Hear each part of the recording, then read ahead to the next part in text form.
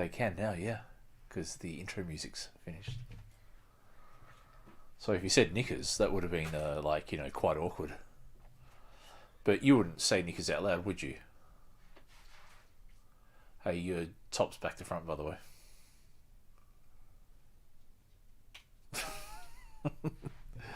The joys of family life, the joys of children, the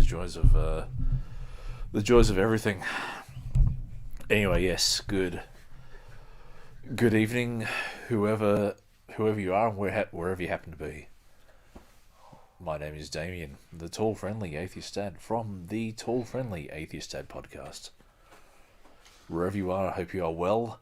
Welcome to part 11 of An Atheist Reads. I don't have enough faith to be an atheist.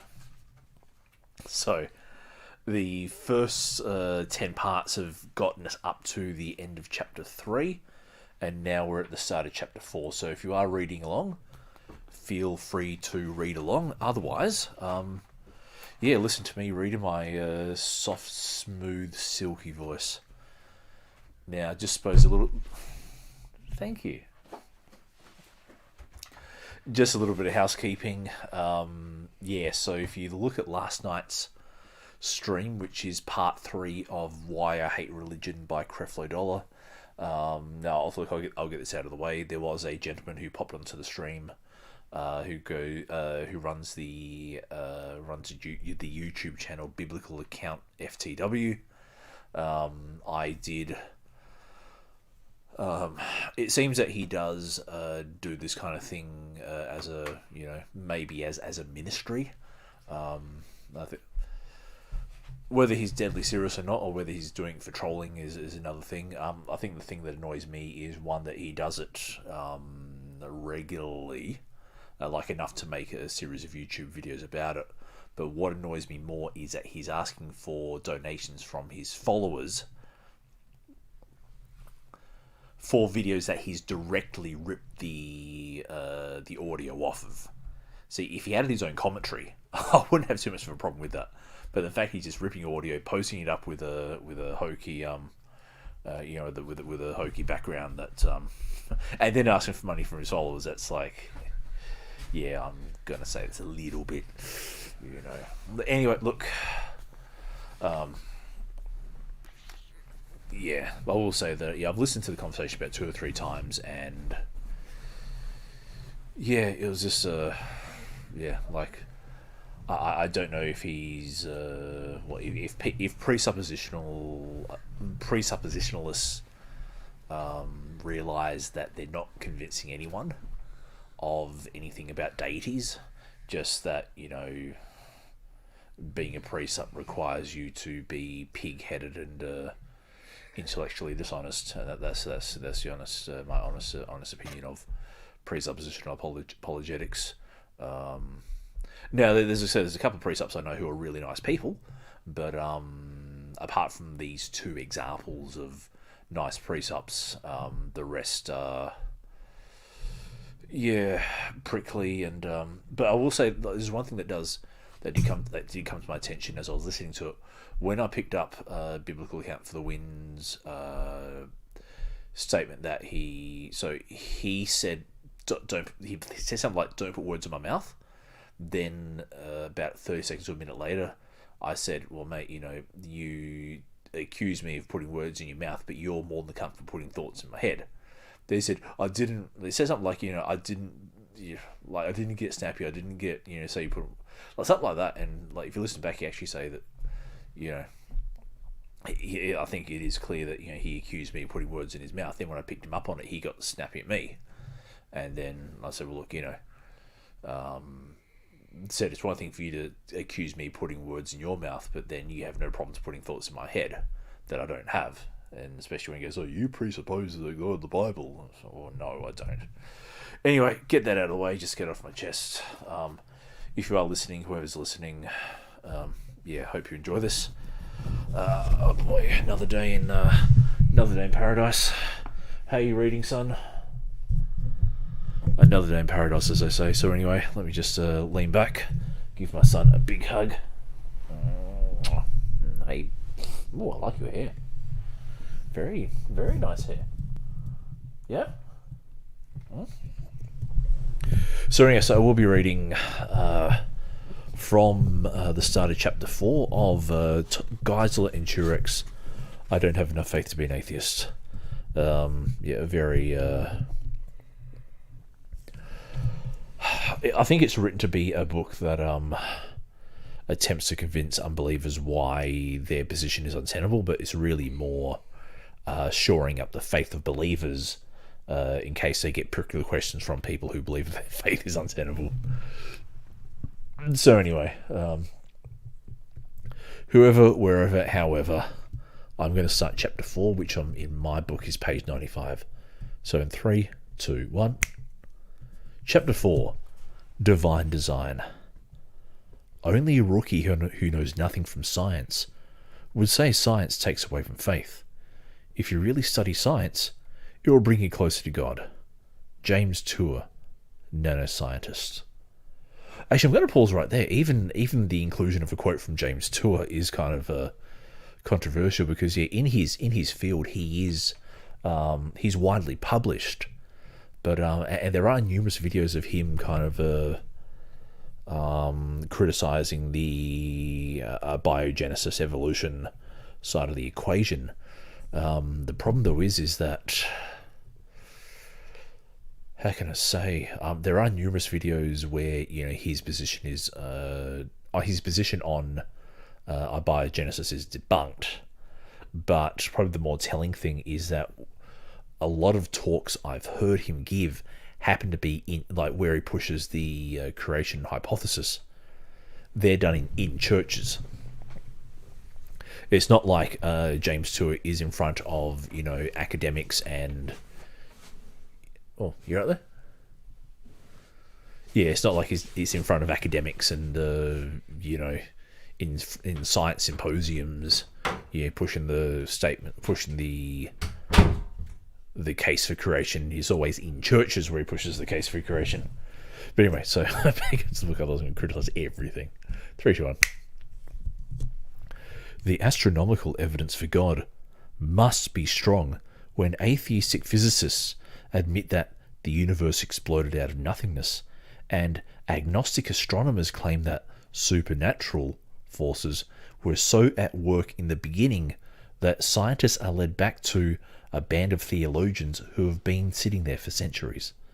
See chapter 3. But the scientific evidence for God does not end with the cosmological argument. For many, the precision with which the universe exploded into being provides even more persuasive evidence for the existence of God. This evidence, technically known as the teleological argument, derives its name from the Greek word telos, meaning design. The teleological argument goes like this. 1. Every designer had a designer. 2. The universe has a highly complex design. 3. Therefore, the universe had a designer.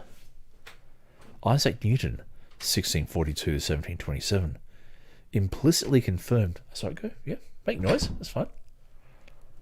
Implicitly confirmed the validity of the teleological argument when he marvelled at the design of our solar system. He wrote, "This most beautiful system of the sun, planets and comets could only proceed from the counsel and dominion of an intelligent and powerful being." Yet it was William Paley, 1743 to 1805, who made the argument famous by his common sense assertion that every watch requires a watchmaker. Imagine you're walking along in the woods and you find a diamond-studded Rolex on the ground. What do you conclude is the cause of that watch? The wind and the rain? The wind and the rain? Erosion? Some combination of natural forces? Of course not. There's absolutely no question in your mind that some intelligent being made that watch, and that some unfortunate individual must have dropped it there. Scientists are now finding that the universe in which we live is like that diamond-studded Rolex, except the universe is even more precisely designed than the watch. In fact, the universe is specifically tweaked to enable life on Earth. a planet with scores of improbable and interdependent life-supporting conditions that makes it a tiny oasis in a vast and hostile universe. These highly precise and interdependent environmental conditions, which are called anthropic constants, make up what is known as the anthropic principle. Anthropic comes from a Greek word that means human or man. The anthropic principle is just a fancy title for the mounting evidence that has many scientists believing that the universe is extremely fine-tuned, designed, to support human life here on Earth.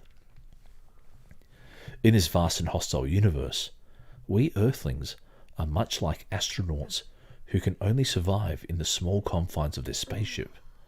Like a spaceship, our Earth supports life as it hurls through lifeless space. But also like a spaceship, a slight change or malfunction in any one of a number of factors in either the universe or the Earth itself could fatally alter the narrowly defined environmental conditions we need to survive. Apollo 13, one of the most challenging and famed missions in the history of NASA, will help drive this point home. We're going to spend the next few pages aboard Apollo 13. And as we do, we'll point out some of the anthropic constants that make our lives possible. Okay, so... Oh, wait, give me a big... Boy needs a hug. So that was the first section of chapter 4, and there's actually a few things I've picked up here that I'll go through. So this teleological argument. So part 1 was every design has a designer. 2, the universe has a highly complex design. 3, therefore the universe had a designer. It's one of those logically valid but factually unsound arguments. It is true that design needs a designer, but to say that the universe has a design, no, that's... I'm going to have to disagree with that, because how do you determine design from nature? So, where the Paley's watchmaker argument, I would actually agree with the Paley's watchmaker argument, except for the fact that we know watches are not self-replicating organisms. So, for example, let's say you find a watch, and you go, "Oh my gosh, watches." How would you find that watch? That watch there must be from a person. But let's say we find a log on the across the beach as well, or across the river, wherever we're finding this watch, and why don't we ask, oh, that log must have been put there by a human, or that log must have been made by a human, or whatever, and then you go, oh, but logs are made by trees, and trees aren't made by humans. Well, then you've kind of just defeated the watchmaker argument.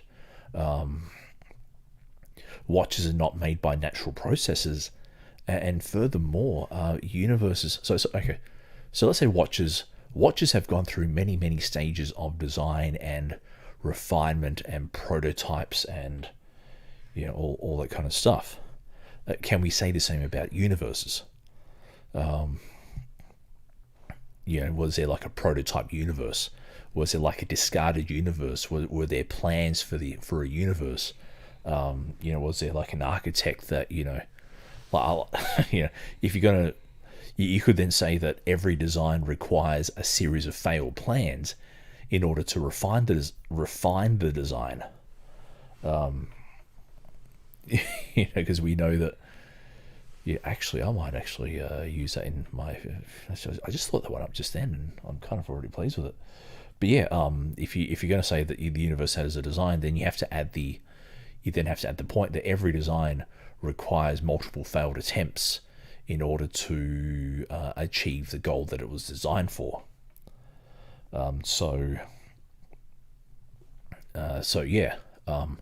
If the universe was designed, then there are multiple universes that were failed attempts at creating the conditions in which humans are meant to thrive. If the universe was indeed designed for humans, yeah. So, and there's a thing like we don't know exactly how even if the universe did come into being. Like only some. So at the beginning of the chapter, he says that even atheist scientists admit the universe came out of nothing. No, I actually don't know anyone who says that the universe came out of nothing. All we know is that the universe expanded from a hot, dense state and is now in a cool, sparse state. So yeah, that's like there are quotes that can be seen to suggest a universe from nothing, but yeah, I personally don't agree. Don't agree with that. But then the next part where in fact the universe is specifically tweaked to enable life on Earth, a planet with scores of improbable and interdependent life supporting conditions that makes it a tiny oasis in a vast and hostile universe. That argument right there actually puts the anthropic principle to bed, because if this universe was designed for humans, the designer is incredibly inefficient. I may have mentioned this analogy before, but I think it bears repeating. That if like the universe being designed for human life is similar to walking into a mattress factory looking for a place to sleep and finding that the only place you can sleep in that mattress factory is on a proton of a speck of dust. Like that's how much inefficiency and waste has gone into it. So it's like walking to a mattress factory. That mattress factory is a lethal radiation-filled vacuum that you need a specialist suit to survive in. So to say that the universe was designed for human life, well, that means that God doesn't want us to explore, to explore outer space, because then why would we need, humans can only exist on the outer surface of a... Oh, hello. Yeah. Humans can exist only on the outer surface of a minor planet, of a minor star, somewhere, roughly around towards the edges. I want to say towards the edges, but, in an insignificant portion of the galaxy. So it's, we can't exist too high up in the atmosphere either, because we run out of oxygen. We can't exist too low in the atmosphere because it gets too hot. And we can't go out of the atmosphere of the surface. Otherwise, one, we lose oxygen, we lose pressure that our bodies need to operate in, and 3, the bombardment of radiation. So in a way, if the universe was designed for something, it was actually designed for black holes, because we have found more black holes than we have found planets with sentient and intelligent life on them.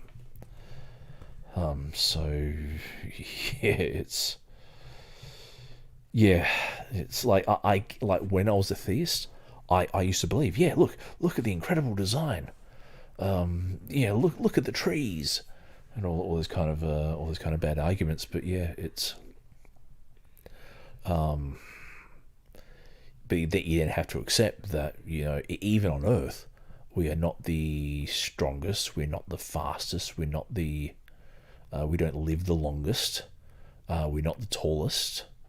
We are the most intelligent. I'll give you that much. But aside from that, and that's because of our brain size. Especially look at the encephalancy quotient. So anyway,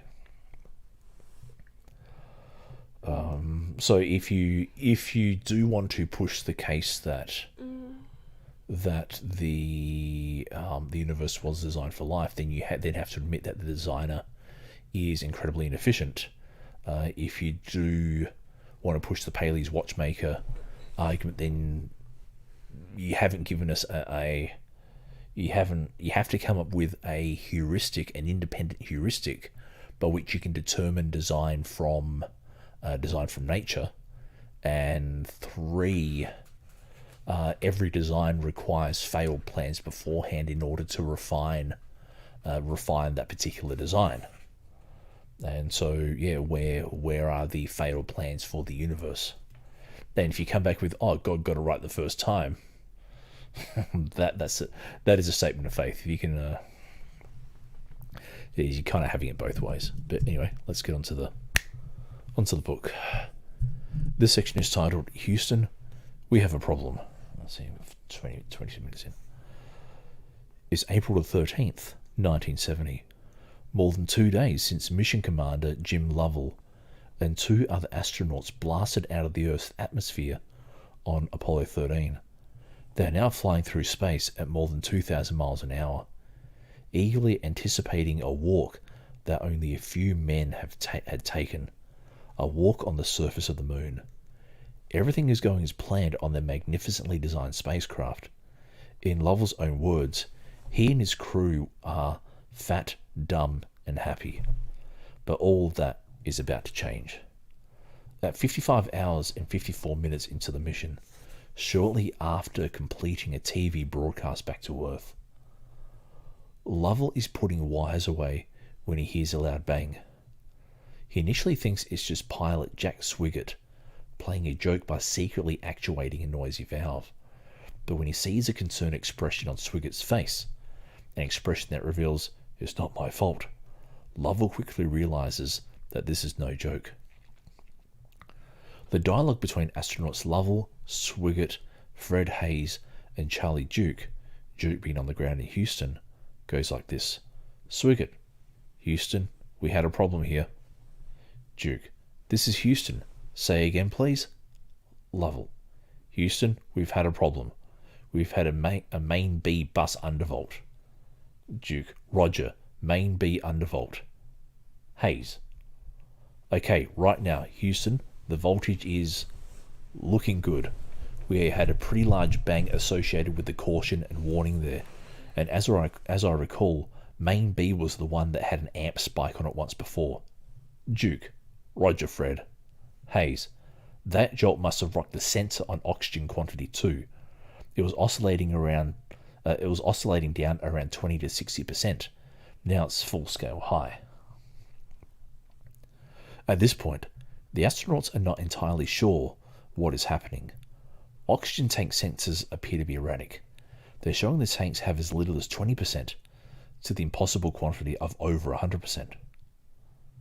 Meanwhile, despite Hayes' initial observation that the voltage is looking good, multiple master caution warnings on the ship's electrical systems are telling the opposite story. Within a few minutes, the dire nature of the problem becomes apparent. Apollo 13 doesn't just have a sensor problem, it has an actual problem. Their spacecraft, now nearly 200,000 nautical miles from Earth and heading away from home, is quickly losing oxygen and power. 2 of the 3 fuel cells are dead, and the 3rd one is depleting rapidly. Hayes notifies Houston about the power situation. Hayes: "AC2 is showing zip. We got a main bus A undervolt now. It's reading about 25.5. Main B is reading zip right now." Lovell then reports the oxygen problem.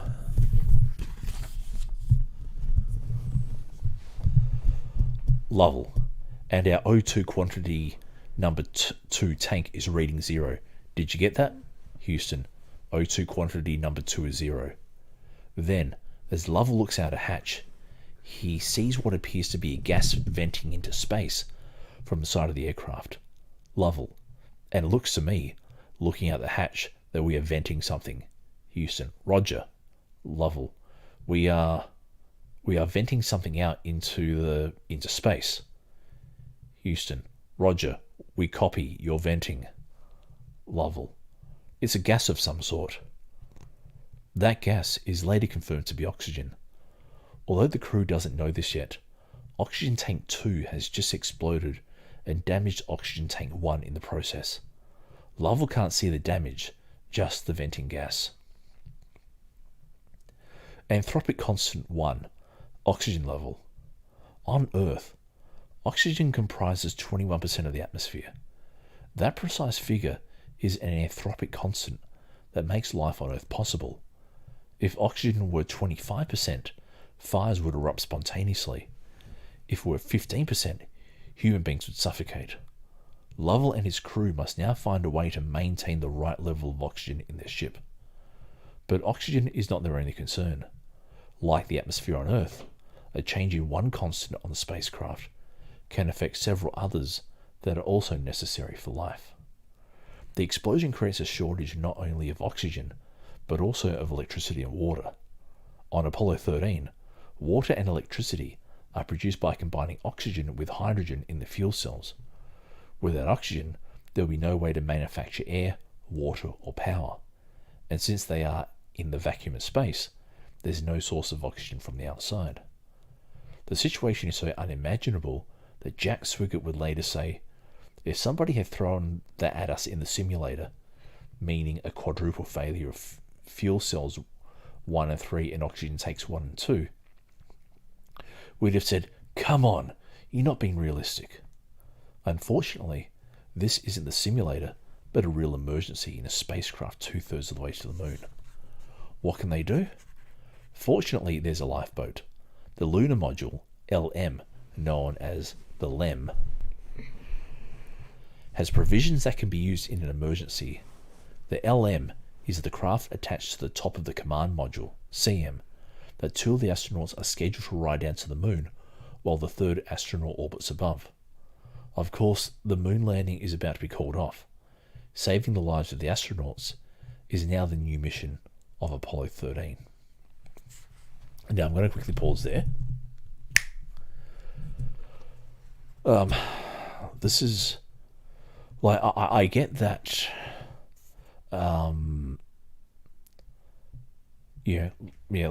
oxygen isn't the only gas that we have in our solar system. But the problem then is like trying to say that what would be even more amazing is that, let's say that the Earth has maybe 10% oxygen, but that humans require 20%, and yet we're somehow still alive. That would like show the supernatural power. Or let's say that humans were made out of plutonium. That would show that, a supernatural deity can bend the laws of physics to create life, or to allow life to flourish. Whereas right now, the puddle analogy actually kind of works out best. It's a bit like the puddle analogy is like, one day a puddle wakes up and goes, it sees the hole that it's in, the shallow hole that the water is in to make the puddle, and the puddle goes, this hole was designed especially for me. And that is what that's kind of what the theistic case of the anthropic principle goes. Look, we're in this world that's that has the right amount of oxygen and the right amount of gravity and all that. It was designed just for us. But what's to say that we didn't evolve into it? And this is the thing, that we have so much evidence from the study of evolution, from the fossil record, from genetics, especially phylogenetics. There's so much that says that we adapted to the environment rather than the environment being made for us. But I'm actually kind of intrigued because I'm roughly familiar with the Apollo 13 story. But this is actually, it's getting. I've never actually seen the movie either. So now I might actually make this a short reading because I started a little bit late, and I don't have any guests. Kind of left a little bit late. Wasn't feeling too good earlier before. So anyway, where are we? So 3, 2, 1.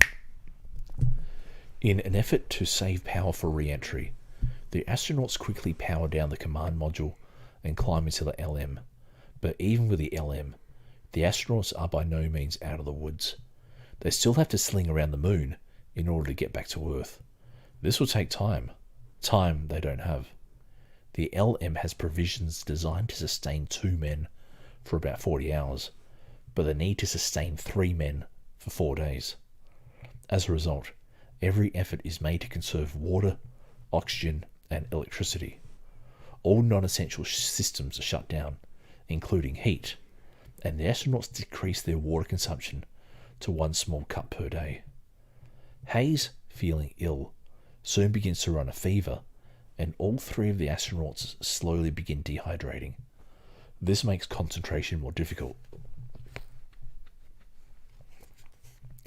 Unfortunately, with most automated systems shut down, concentration becomes more and more critical.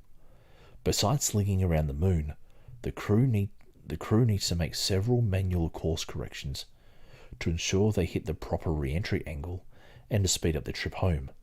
To do so, they'll have to manually navigate by the stars, but since debris from the explosion continues to envelop the ship in the vacuum of space, the astronauts can't distinguish the stars from the sunlight reflecting off the debris. Consequently, they are reduced to using the Earth and the Sun as navigational reference points by lining them up in a spacecraft window.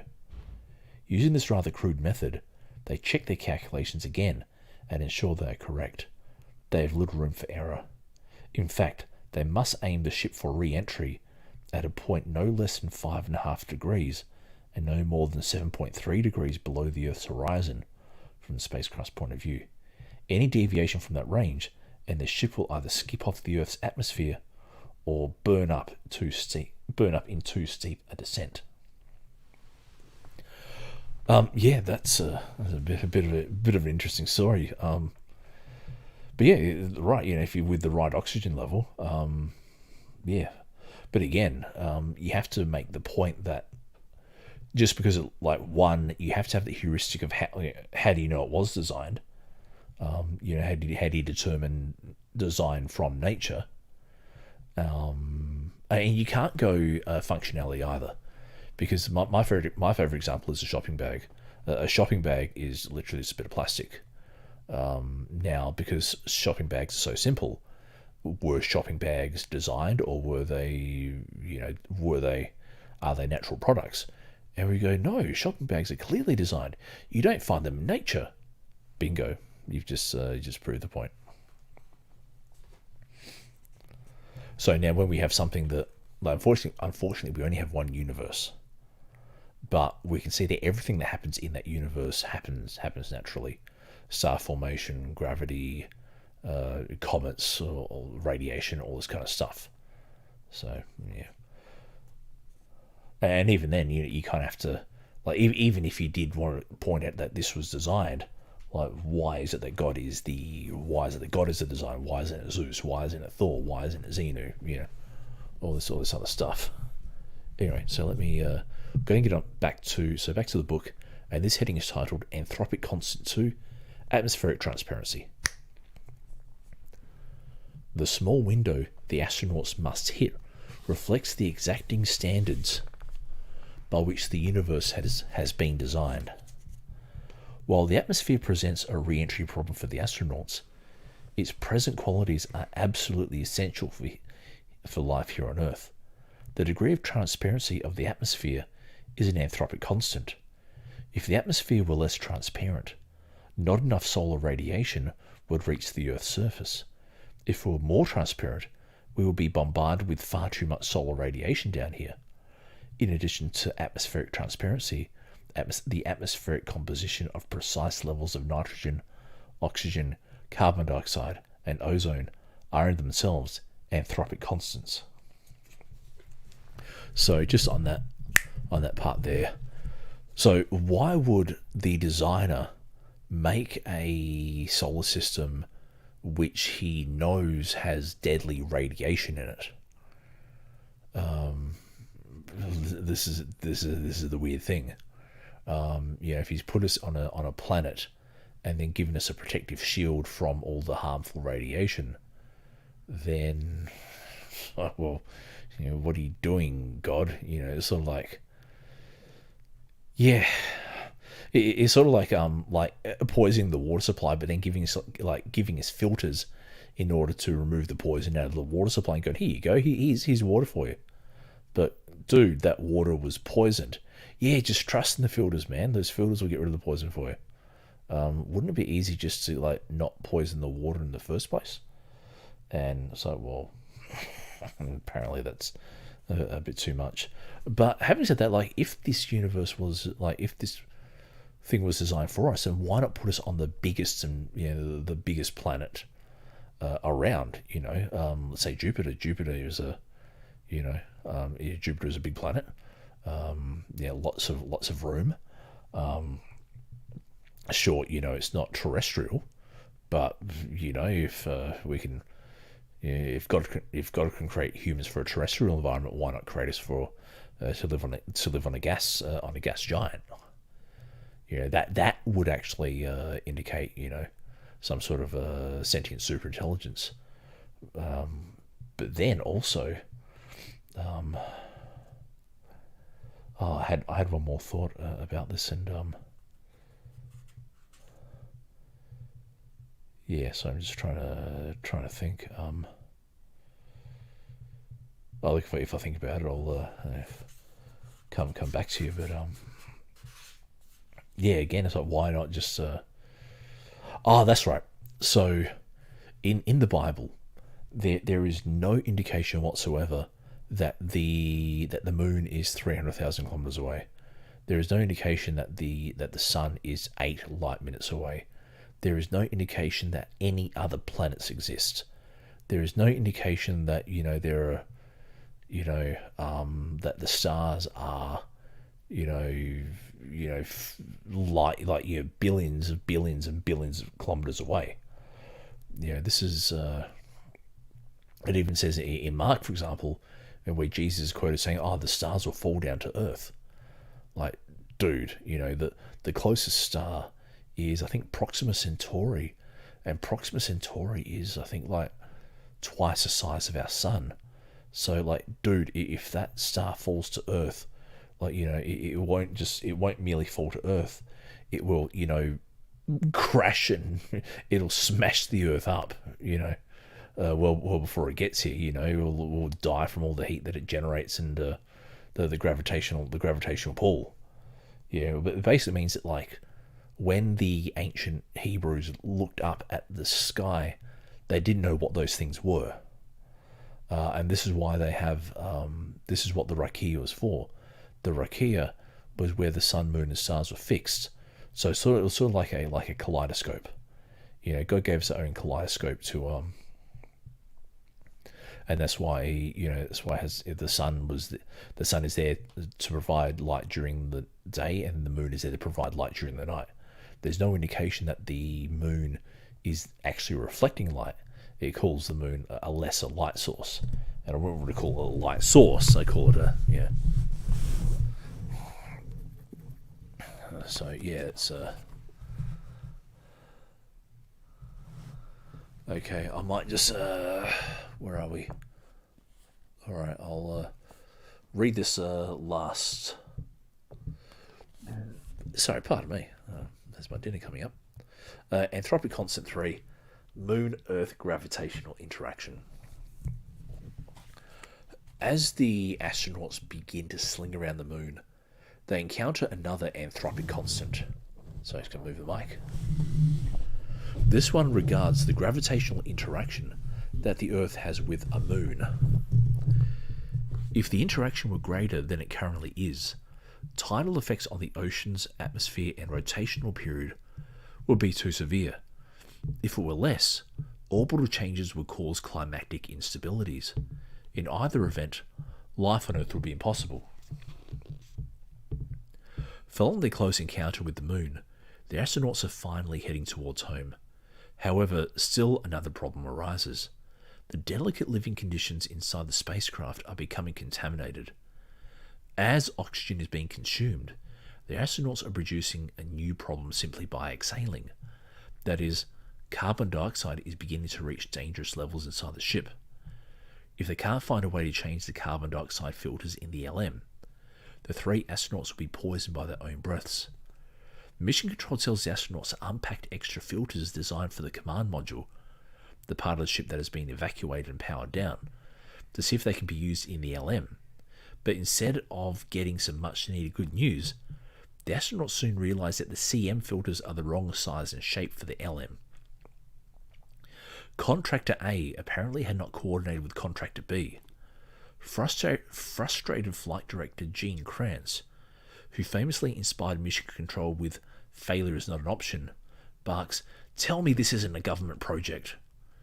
Scrambling for a solution, NASA engineers on the ground begin what is known as a workaround. They brainstorm a way to rig the square CM filters to fit the round hole in the LM with just materials that can be scrounged up on the spacecraft. They design a fix that they think will work and then talk the crew through the rigging process. Their workaround involves the ingenious use of cardboard, spacesuit hoses, stowage bags, and duct tape. Yes, it also fixes anything in space too. Don't leave home without it. Okay, so I'm going to finish the reading of the book there. So the next heading will be anthropic constant for carbon dioxide level. But yeah, this is the thing. Like, you can rattle off, 50 different things that will be different and make life on Earth, quite difficult. But you can't prove that it was designed for humans. You could point to the impossibility of the contrary, but then, so move the mic. Yeah, so you could point to the impossibility of the contrary, but then, the fact that there are billions of galaxies, billions of stars, billions of planets.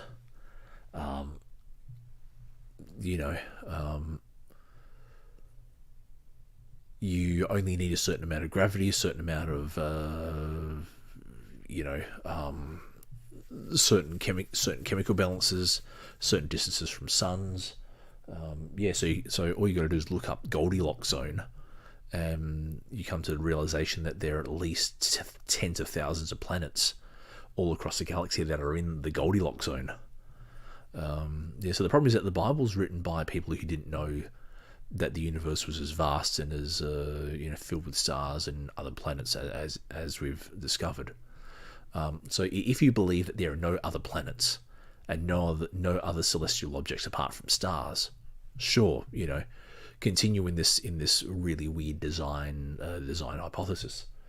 But if you accept that there are exoplanets, there are kajillions of stars, kajillions of galaxies, and they do have planets, then you kind of come to the realization that life we have on Earth is probably a miracle just by the law of very large numbers. When something's repeated billions of times, something, a particular consequence will be inevitable. And it's I think so the best counter to the argument from design or the argument from fine tuning is if things were different, they'd be different, therefore God. And I think that's actually a good way of looking at it, because anyway, so this is a bit of a short reading session tonight. So So I'll continue from section 4 of chapter 4 of the book, which is on page 101. But until next time, and hopefully next time, I will be Damien, the tall, friendly atheist dad. Feel free to contact me on Twitter at TF80pod, Facebook.com. You can find the Facebook page for the podcast on there as well. YouTube, search Tall Friendly Atheist Dad on YouTube, and you'll look for the logo. Pop on over to tallfriendlyatheistdad.com and check out the further reading material there. But until next time, look after yourselves and enjoy the music from my buddies at Victim of Illusion. Here we go. I am sure